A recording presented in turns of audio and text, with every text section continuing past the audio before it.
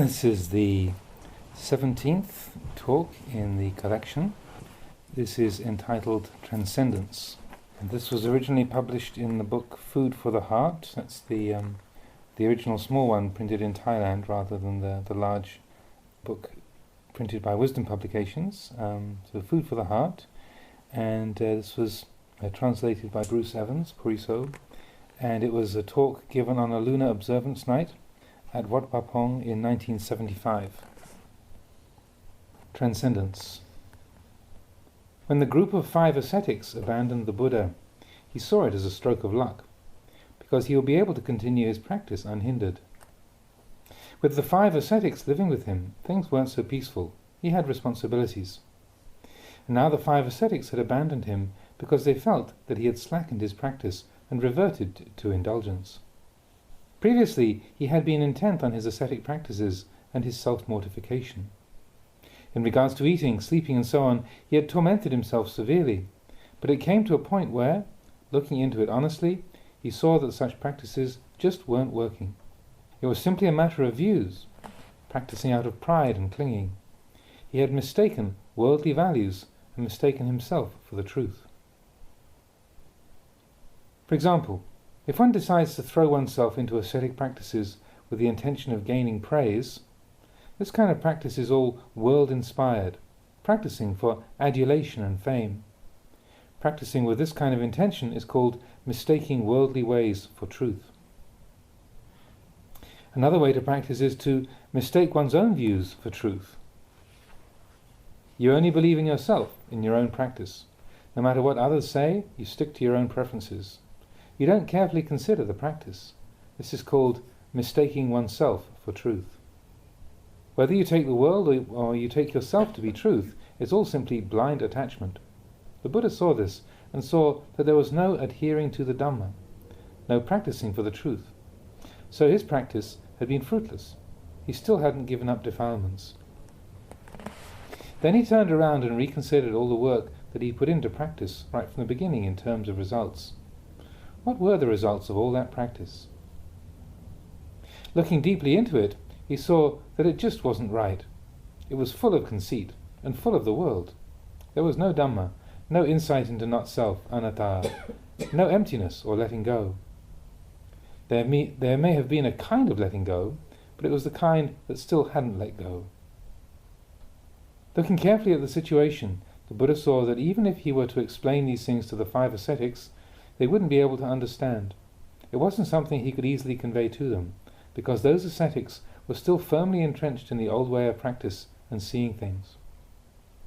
The Buddha saw that you could practice like that until your dying day, maybe even starve to death, and achieve nothing, because such practice is inspired by worldly values and by pride. Considering deeply, he saw the right practice, samma patipada. The mind is the mind, the body is the body. The body isn't desire or defilement. Even if you were to destroy the body, you wouldn't destroy defilements. That's not their source. Even fasting and going without sleep until the body was a shriveled up wraith wouldn't exhaust the defilements. But the belief that defilements could be dispelled in that way, the teaching of self-mortification, was deeply ingrained into the 5 ascetics. The Buddha then began to take more food, eating as normal, practicing in a more natural way. When the 5 ascetics saw the change in the Buddha's practice, they figured that he'd given up and reverted to sensual indulgence. One person's understanding was shifting to a higher level, transcending appearances, while the other saw that that person's view was sliding downwards, reverting to comfort. Self-mortification was deeply ingrained into the minds of the 5 ascetics because the Buddha had previously taught and practiced like that. Now he saw the fault in it. By seeing the fault in it clearly, he was able to let go. When the 5 ascetics saw the Buddha doing this, they left him, feeling that because he was practicing wrongly, they would no longer follow him. Just as birds abandon a tree which no longer offers sufficient shade, or fish leave a pool of water that's too small, too dirty, or not cool, just so did the 5 ascetics abandon the Buddha. So now the Buddha concentrated on contemplating the Dhamma. He ate more comfortably and lived more naturally. He let the mind be simply the mind, the body simply the body. He didn't force his practice in excess, just enough to loosen the grip of greed, aversion and delusion. Previously, he had walked the two extremes, kama sukhalikanu yogo. If happiness or love arose, he would be aroused and attached to them. He would identify with them and he wouldn't let go. If he encountered pleasantness, he would stick to that. If he encountered suffering, he would stick to that. These two extremes he called kama sukhalikanu yogo and atakila matanu yogo. The Buddha had been stuck on conditions. He saw clearly that these two ways are not the ways for a samana. Clinging to happiness, clinging to suffering. A samana is not like this. To cling to those things is not the way. Clinging to those things, he was stuck in the views of the world and the self. If he were to flounder in these two ways, he would never become one who clearly knew the world. He would be constantly running from one extreme to the other. Now the Buddha fixed his attention on the mind itself and concerned himself with training that. All facets of nature proceed according to their supporting conditions. They aren't any problem in themselves. For instance, illnesses in the body. The body experiences pain, sickness, fever and colds and so on. These all naturally occur. Actually, people worry about their bodies too much. They worry about and cling to their bodies so much because of wrong view. They can't let go. Look at this hall here. We build the hall and we say it's ours. But lizards come and live here. Rats and geckos come and live here. And we're always driving them away because we see that the hall belongs to us, not the rats and lizards. It's the same with illnesses in the body. We take this body to be our home, something that really belongs to us. If we happen to get a headache or a stomachache, we get upset. We don't want the pain and suffering. These legs are our legs. We don't want them to hurt. These arms are our arms. We don't want anything to go wrong with them. We've got to cure all pains and illnesses at all costs. This is where we are fooled and stray from the truth. We are simply visitors to this body. Just like this hall here, it's not really ours. We are simply temporary tenants, like the rats, lizards and geckos. But we don't know this. The body is the same. Actually, the Buddha taught that there is no abiding self within this body, but we go and grasp onto it as being ourself, as really being us and them. When the body changes, we don't want it to do so. No matter how much we are told, we don't understand. If I say it straight, you get even more fooled. This isn't yourself, I say, and you go even more astray. You get even more confused, and your practice just reinforces the self. So most people don't really see the self.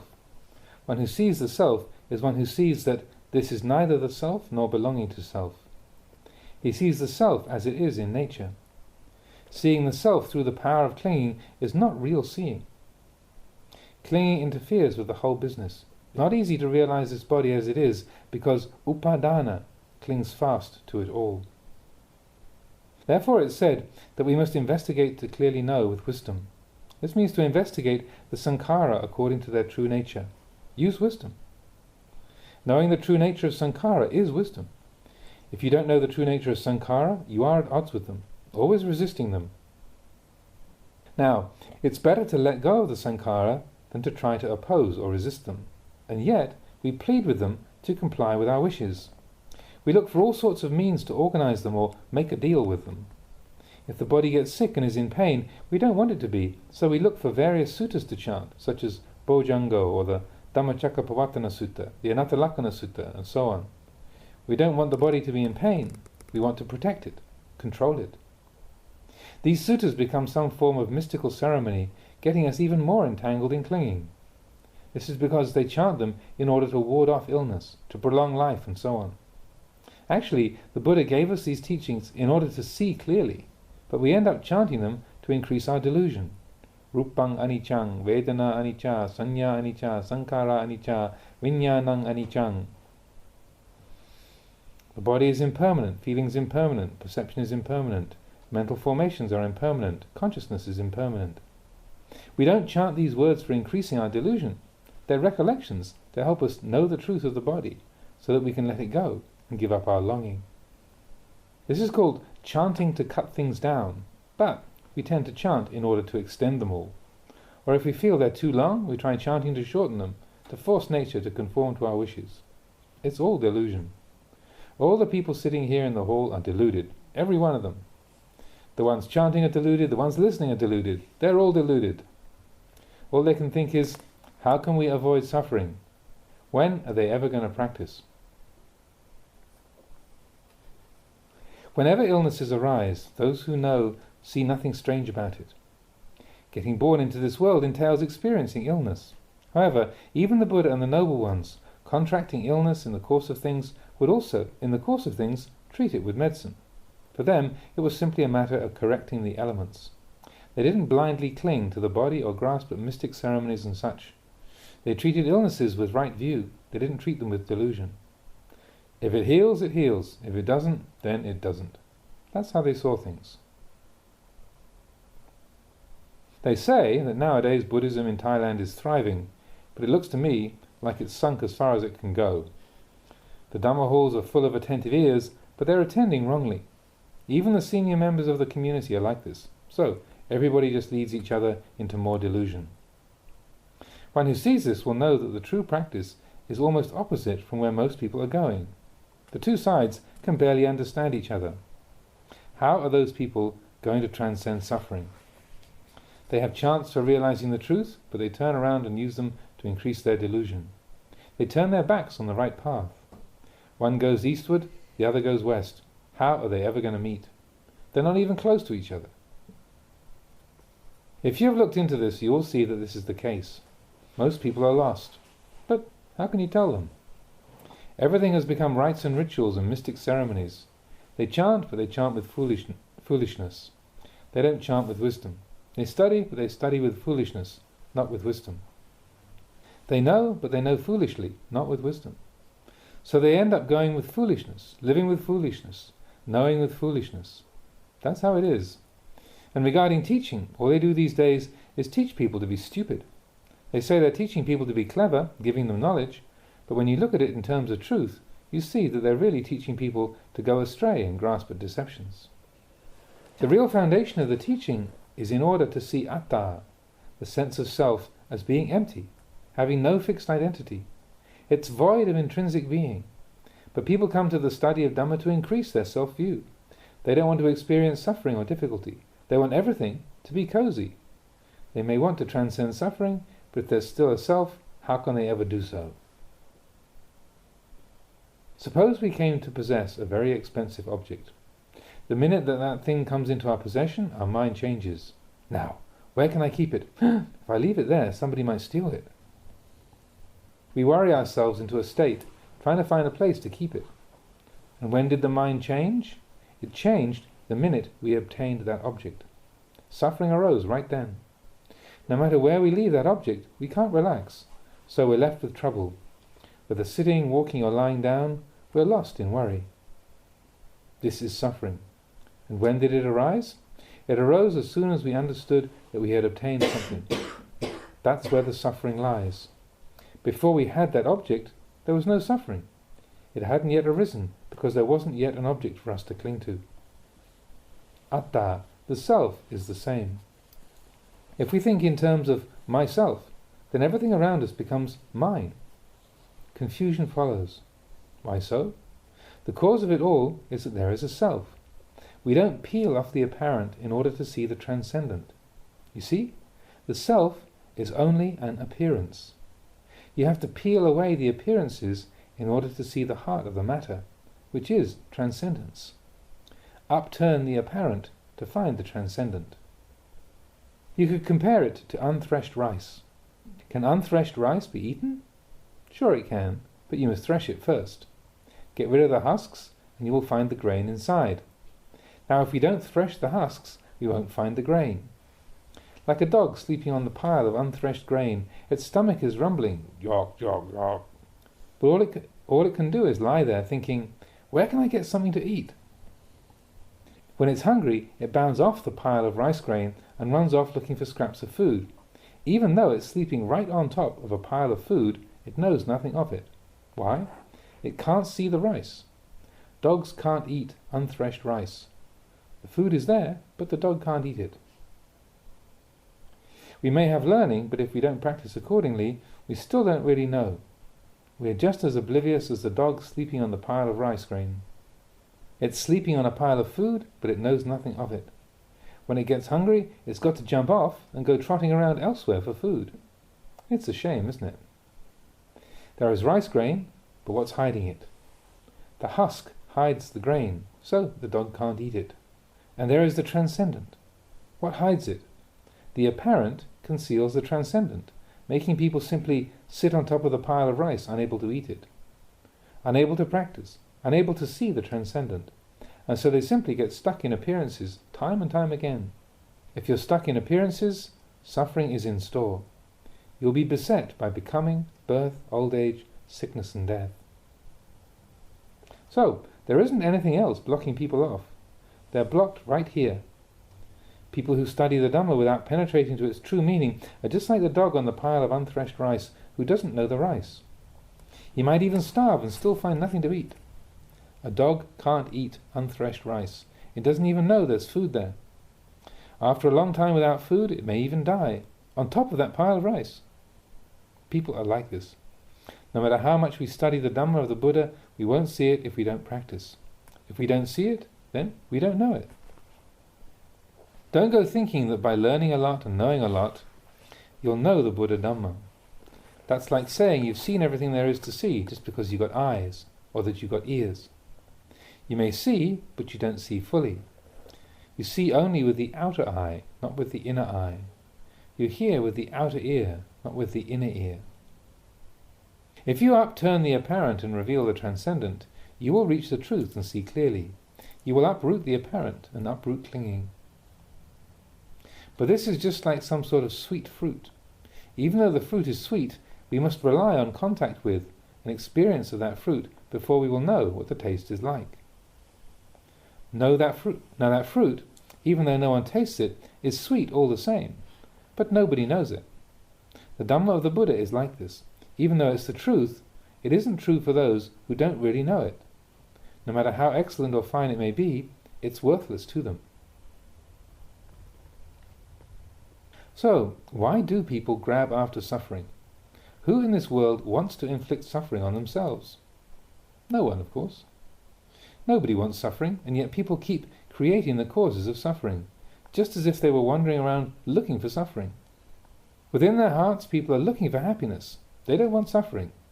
Then why is it that this mind of ours creates so much suffering? Just seeing this much is enough. We don't like suffering, and yet why do we create suffering for ourselves? It's easy to see, but it can only be because we don't know suffering. We don't know the end of suffering. That's why people behave in the way they do. How could they not suffer when they continue to behave in this way? These people have micchaditthi, wrong view, but they don't see that it is micchaditthi. Whatever we say, believe in or do which results in suffering, it's all wrong view. If it wasn't wrong view, it wouldn't result in suffering. We couldn't cling to suffering, or to happiness, or to any condition at all. We would leave things be in their natural way, like a flowing stream of water. We don't have to dam it up, we should just let it flow along its natural course. The flow of Dhamma is like this, but the flow of the ignorant mind tries to resist Dhamma in the form of wrong view. Suffering is there because of wrong view.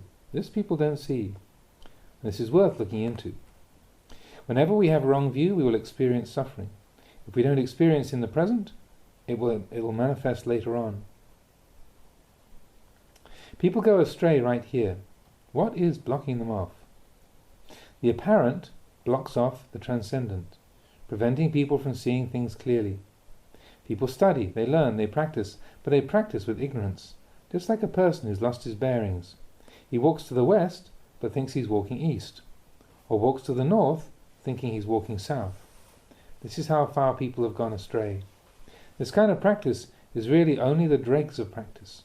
In fact, it's a disaster. It's a disaster because they turn around and go in the opposite direction.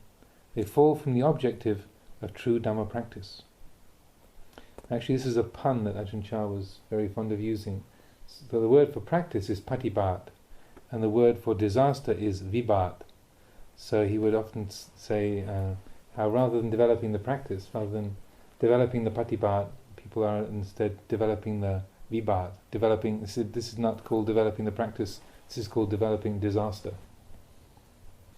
This state of affairs causes suffering, and yet people think that doing this, memorizing that, studying such and such, will be a cause for the cessation of suffering. Just like a person who wants to get a lot of things. He tries to amass as much as possible, thinking if he gets enough, his suffering will abate. This is how people think. But their thinking goes astray of the true path. Just like one person going northward, another going southward, and yet both believing they're going the same way.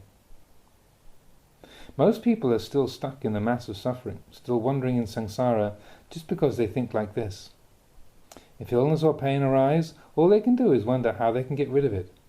They want it to stop as fast as possible. They've got to cure it at all costs. They don't consider that this is the normal way of sankhara. Nobody thinks like this. The body changes and people can't endure it. They can't accept it. They've got to get rid of it at all costs. However, in the end, they can't win. They can't beat the truth. It all collapses.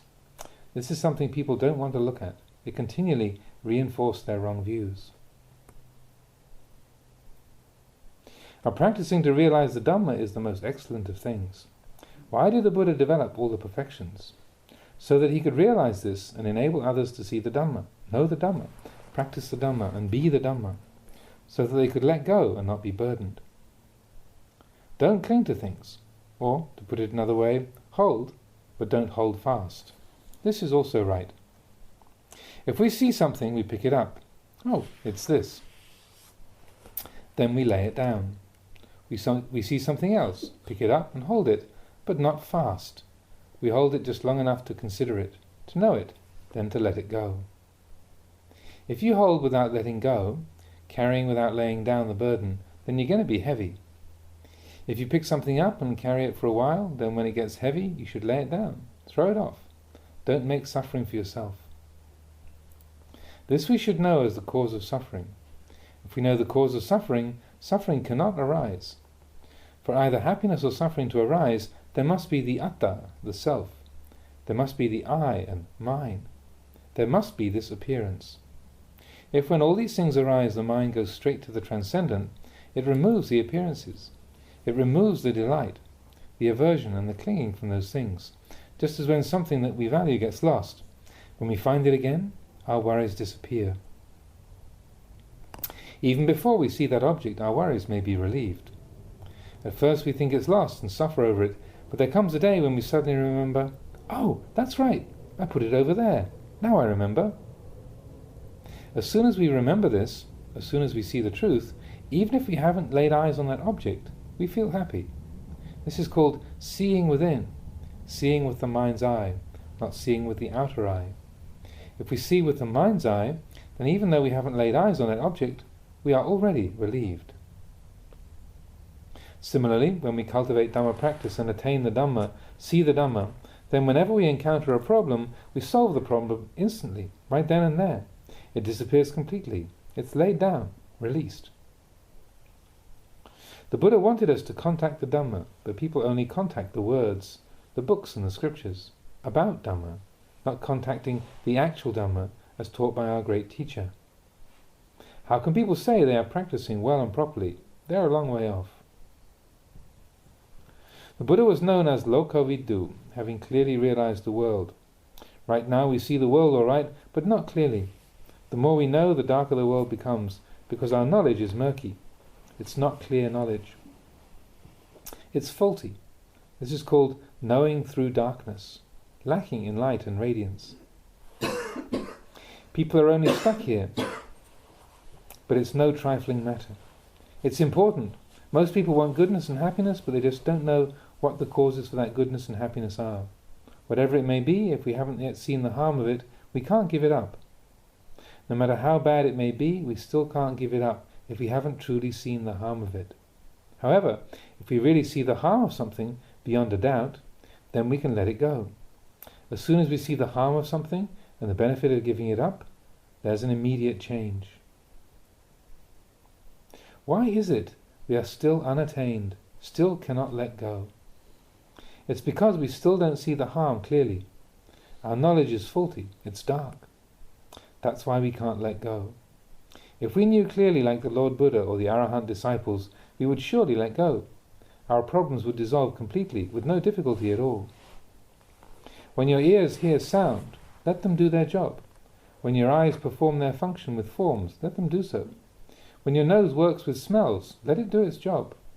When your body experiences sensations, then it performs its natural functions. Where will problems arise? There are no problems. In the same way, all those things which belong to the apparent, leave them with the apparent and acknowledge that which is the transcendent. Simply be the one who knows, knowing without fixation, knowing and letting things be in their natural way. All things are just as they are. All our belongings, does anybody really own them? Does our father own them, or our mother, or our relatives? Nobody really gets anything. That's why the Buddha said to let all those things be. Let them go. Know them clearly. Know them by holding, but not fast. Use things in a way that is beneficial, not in a harmful way, by holding fast to them until suffering arises. To know Dhamma is to know in such a way as to transcend suffering. This sort of knowledge is important. Knowing about how to make things, to use tools, knowing all the various sciences of the world and so on, they all have their place. But they are not the supreme knowledge. The Dhamma must be known as I have explained it here. You don't have to know a whole lot. Just this much is enough for the Dhamma practitioner, to know and then let go. It's not that you have to die before you can transcend suffering, you know. You transcend suffering in this very life because you know how to solve problems. You know the apparent. You know the transcendent. Do it in this lifetime, while you're here practicing. You won't find it anywhere else. Don't cling to things. Hold, but don't cling. You may wonder, why does the Ajahn keep saying this? How could I teach otherwise? How could I say otherwise, when the truth is just as I've said it? Even though it's the truth, don't hold fast even to that.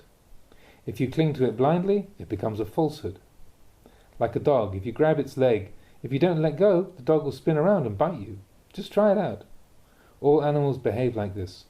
If you don't let go, it's got no choice but to bite. The apparent is the same. We live in accordance with conventions. They are here for our convenience in this life, but they're not things to be clung to so hard that they cause suffering. Just let things pass. Whenever we feel that we are definitely right, so much so that we refuse to open up to anything or anybody else, right there, we are wrong. It becomes wrong view. When suffering arises, where does it arise from? The cause is wrong view, the fruit of that being suffering. If it was right view, it wouldn't cause suffering. So I say, allow space, don't cling to things. Right is just another supposition, just let it pass. Wrong is another apparent condition, just let it be that. If you feel that you are right, and yet others contend the issue, don't argue, just let it go. As soon as you know, let go. This is the straight way. Usually it's not like this. People don't often give in to each other. That's why some people, even Dhamma practitioners who still don't know themselves, may say things that are utter foolishness and yet think they're being wise. They may say something that's so stupid that others can't even bear to listen, and yet they think they're being cleverer than the others. Other people can't even listen to it, and yet they think they're smart, that they're right. They are simply advertising their own stupidity. That's why the wise say, whatever speech disregards anicca is not the speech of a wise person. It's the speech of a fool. It's deluded speech. It's the speech of one who doesn't know that suffering is going to arise right there. For example, suppose you had decided to go to Bangkok tomorrow and someone were to ask, are you going to Bangkok tomorrow? I hope to go to Bangkok. If there are no obstacles, I'll probably go. This is called speaking with the Dhamma in mind, speaking with anicca in mind, taking into account the truth, the transient, uncertain nature of the world. You don't say, yes, I'm definitely going tomorrow. If it turns out you don't go, what are you going to do? Send news to all the people who you told you were going? You'd just be talking nonsense. There's still much more to the practice of Dhamma. It becomes more and more refined, but if you don't see it, you may think you're speaking right even when you're speaking wrongly and straying from the true nature of things with every word. And yet you may think you're speaking the truth. To put it simply, anything that we say or do that causes suffering to arise should be known as micchā ditthi. It's delusion and foolishness. Most practitioners don't reflect in this way. Whatever they like, they think is right, and they just go on believing themselves. For instance, they may receive some gift or title, be it an object, rank, or even words of praise, and they think it's good. They take it as some sort of permanent condition. So they get puffed up with pride and conceit. They don't consider, who am I? Where is this so-called goodness? Where did it come from? Do others have the same things? The Buddha taught that we should conduct ourselves normally. If we don't dig in, chew over, and look into this point, it means it's still sunk within us. It means these conditions are still buried within our hearts. We're still sunk in wealth, rank, and praise. So we become someone else because of them. We think we're better than before, that we're something special, and so all sorts of confusion arises. Actually, in truth, there isn't anything to human beings. Whatever we may be, it's only in the realm of appearances. If we take away the apparent and see the transcendent, we see that there isn't anything there. There are simply the universal characteristics: birth in the beginning, change in the middle, and cessation in the end. This is all there is. If we see that all things are like this, then no problems arise. If we understand this, we will have contentment and peace. Where trouble arises is when we think like the 5 ascetic disciples of the Buddha. They followed the instruction of their teacher, but when he changed his practice, they couldn't understand what he thought or knew. They decided that the Buddha had given up his practice and reverted to indulgence. If we were in that position, we'd probably think the same thing, and there'd be no way to correct it. We'd be holding on to the old ways, thinking in the lower way, yet believing it's higher. We'd see the Buddha and think he'd given up the practice and reverted to indulgence, just like those 5 ascetics. Consider how many years they had been practicing at that time, and yet they still went astray. They still weren't proficient. So I say to practice and also to look at the results of your practice. Look especially where you refuse to follow, where there is friction. Where there is no friction, there's no problem. Things flow. If there's friction, they don't flow. You set up a self and things become solid, like a mass of clinging. There's no give and take. Most monks and cultivators tend to be like this. However, they've thought in the past, they continue to think. They refuse to change. They don't reflect. They think they are right, so they can't be wrong. But actually, wrongness is buried within rightness. Even though most people don't know that. How is it so? This is right. But if someone else says it's not right, you won't give in. You've got to argue. What is this? Ditthimana. Ditthimana means views. Ditti means views, mana is the attachment to those views. If we attach even to what is right, refusing to concede to anybody, then it becomes wrong. To cling fast to rightness is simply the arising of self. There is no letting go. This is a point which gives people a lot of trouble, except for those Dhamma practitioners who know that this point, is a very important one. They'll take note of it. If it arises while they're speaking, clinging comes racing onto the scene. Maybe it'll linger for some time, perhaps 1 or 2 days, 3 or 4 months, a year or 2. This is for the slow ones, that is. For the quick, the response is instant. They just let go. Clinging arises and immediately there is letting go. They force the mind to let go, right then and there. You must see these 2 functions operating. Here there is clinging. Now, who is the one who resists that clinging? Whenever you experience a mental impression, you should observe these 2 functions operating. There's clinging, and there is one who prohibits the clinging. Now, just watch these 2 things. Maybe you will cling for a long time before you let go. Reflecting and constantly practicing like this, clinging gets lighter. It becomes less and less. Right view increases as wrong view gradually wanes. Clinging decreases. Non-clinging arises. This is the way it is for everybody. That's why I say to consider this point. Learn to solve problems in the present moment. A1.